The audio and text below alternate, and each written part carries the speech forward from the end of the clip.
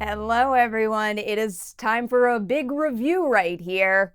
We're talking Wonder Woman 1984, which, of course, takes place in the 80s when Diana comes across this rare gem.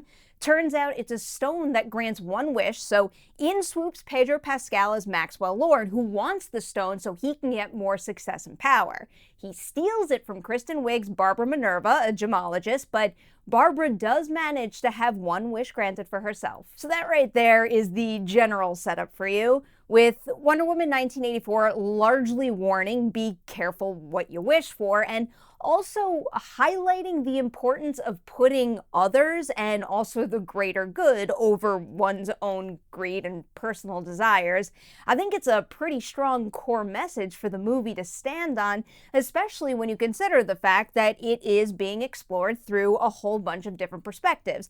I don't think all of them wind up landing in the end, and I'd probably say two of the big conclusions in this respect don't really work for me at all, but the good thing is, the strongest one of the bunch is Diana's journey, and that opportunity winds up giving Gal Gadot the chance to excel in what I think might be her best emotional scene I've ever seen her do.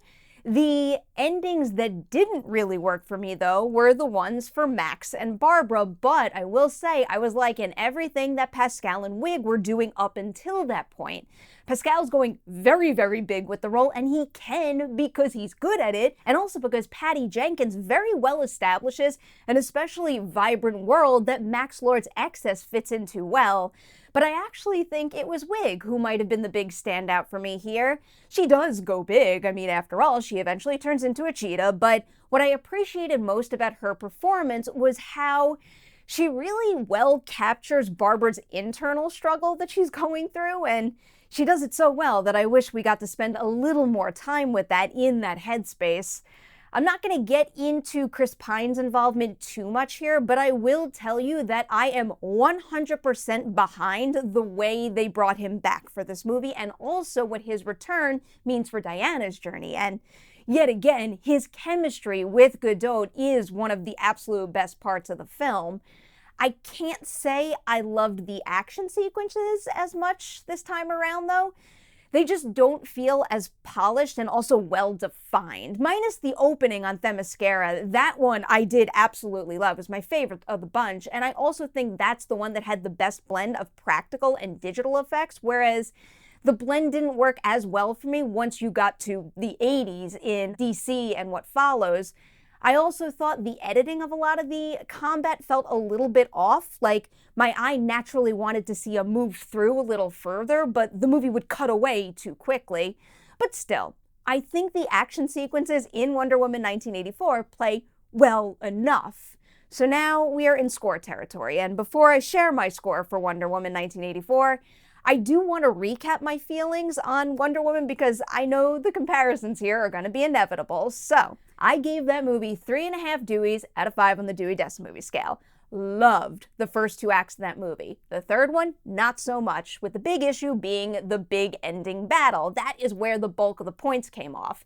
So with that in mind, I'm giving Wonder Woman 1984 3 Deweys out of 5 on the Dewey Decimal Movie scale. So whereas I thought that first movie was excellent for 2/3 of the runtime and then kind of lost its footing at the end, this one I think is fine all the way through. It's entertaining enough, it's charming enough, it's emotional enough to make it worth recommending, but the story could have been tighter. It is unnecessarily long. The action is a little messy, and I also just don't think they stuck the landing with Max and Barbara well enough.